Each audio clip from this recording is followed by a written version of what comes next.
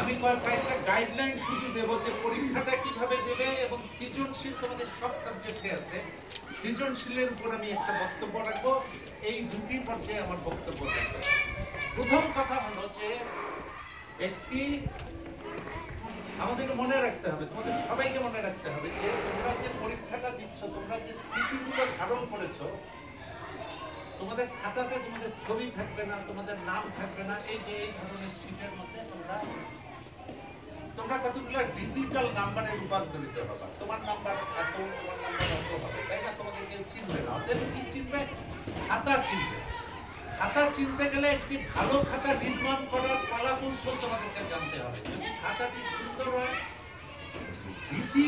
রীতি অনুযায়ী হয়, মানসম্পন্ন হয়, তাহলে পরীক্ষক খাতাটির উপর তোমার আচরণ মনে করবে। পরীক্ষক যখন খাতাটি দেখতে এলোমেলো যথার্থ নয়, তোমার উপর উনি ক্ষুব্ধ হবেন। আমি নিচে কিন্তু বহু বোর্ডের পরীক্ষক ছিলাম এবং প্রধান পরীক্ষক আমি এখনো আছি।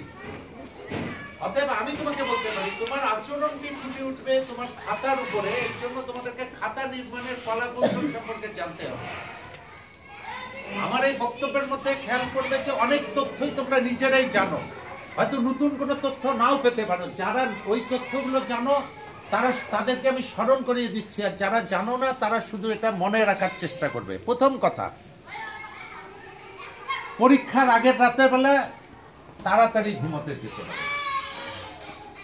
কোনো মাথার মধ্যে কোনো রকম মানসিক চাপ মাথার মধ্যে থাকবে না। একদম তাড়াতাড়ি খেয়ে হালকা পড়াশোনা। ওই দিন আর বেশি পড়াশোনা নাই তোমাদের। ওই দিন পরীক্ষার ঠিক যেদিন শুরু হবে সেদিনকার কথা বলছি। রাতের বেলা 10টার আগেই শুয়ে পড়বে, একদম ঘুম দিবে। কোনো রকম ওই রাত জাগা যেদিন সকালবেলা ঘুম থেকে যখন উঠবে তখন যে ধর্মেরই হও না কেন, বিসমিল্লাহ করে পা রাখো, আল্লাহ সৃষ্টিকর্তার নাম উচ্চারণ করো, যার যা সৃষ্টিকর্তা তার নাম উচ্চারণ করো, করে বলো যে আজকে আমার পরীক্ষাটা অসম্ভব সুন্দর হবে। সৃষ্টিকর্তা আমাকে আপনি সহায় হন, আমাকে আপনি দয়া করুন। এই একটা কথা মনে মনে বলবে, বলে ফ্রেশ হবে। পরীক্ষার আগের রাত্রেবেলা প্রয়োজনীয় কাগজপত্র, অ্যাডমিট কার্ড, পেন্সিল, ইরেজার, কলম কোন কলম ইউজ করবে সেটা তোমরা নিঃসন্দেহে জানো। এই সমস্ত একটা পেন্সিল বক্সের মধ্যে সবকিছু রেজিস্ট্রেশন কার্ড সহ সব সেট করে রেখে দিবে। রাত পরের দিন খোঁজাখুঁজি হবে না, ঘটনা ওখানে শেষ হবে। এবং প্রথম পরীক্ষার দিন তুমি বাসা থাকে, যদি বাসা কিছুটা দূরে হয় তুমি 1 ঘন্টা আগে বেরোবে, আর যদি বাসা কাছেই হয় তাহলে মিনিমাম 40 মিনিট আগে আসবে। কারণ কোন রুমে তোমার সিট পড়েছে, সেখানে কে কে আছে, একটু তাদের সাথে কথাবার্তা বলা, একটু চেনা পরিচয় হওয়ার ব্যাপার আছে, এটা সমন্বয় করার ব্যাপার আছে। তুমি যাতে ওখানে অনেক নতুন মুখ দেখবে, কারণ তোমার স্কুলে একা ওখানে করবে না, ওখানে আরেকটি স্কুল কিন্তু করবে, নিশ্চিত থাকো। যে স্কুলকে তুমি হয়তো নাও চিনতে পারো, হয়তো একটি ছেলে পড়েছে, তোমার পাশে একটি ছেলে পড়তে পারে, তোমার পাশে একটি মেয়ে পড়তে পারে। এই জন্য তোমার আগে থেকে একটু যাওয়াটা বেটার হবে।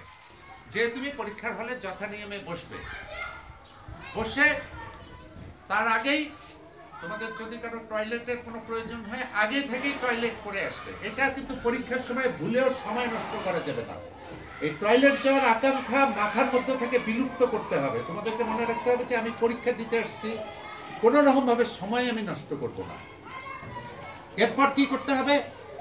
সঠিকভাবে তোমার নাম্বারটি মনে রাখবে, রেজিস্ট্রেশন নাম্বার মনে রাখবে, কোন বোর্ডের আওতাভুক্ত, বিজ্ঞান না মানবিক, এই সব কিছু মনে রেখে বৃত্তগুলো সুন্দরভাবে ভরাট করবে। খেয়াল রাখতে হবে যে একটি খাতা যদি নষ্ট হয়, তোমাকে দ্বিতীয় খাতা দেওয়া ওই কেন্দ্রের পক্ষে সম্ভব না হওয়ার সম্ভাবনা বেশি। তুমি কিন্তু এত শান্তভাবে খাতার বৃত্ত ভরাট করবে যাতে দ্বিতীয়বার তোমাকে আর খাতা চাইতে না হয়। এই ধরনের জটিলতা তৈরি করবে না। এটা যিনি পরীক্ষা কেন্দ্রে যিনি থাকেন, তোমার রুমের যে দায়িত্বে থাকবেন, উনি কিন্তু এটাকে মন খারাপ করবেন, তোমার প্রতি একটা বাজে ধারণা করবেন। এই ব্যাপারে সর্বোচ্চ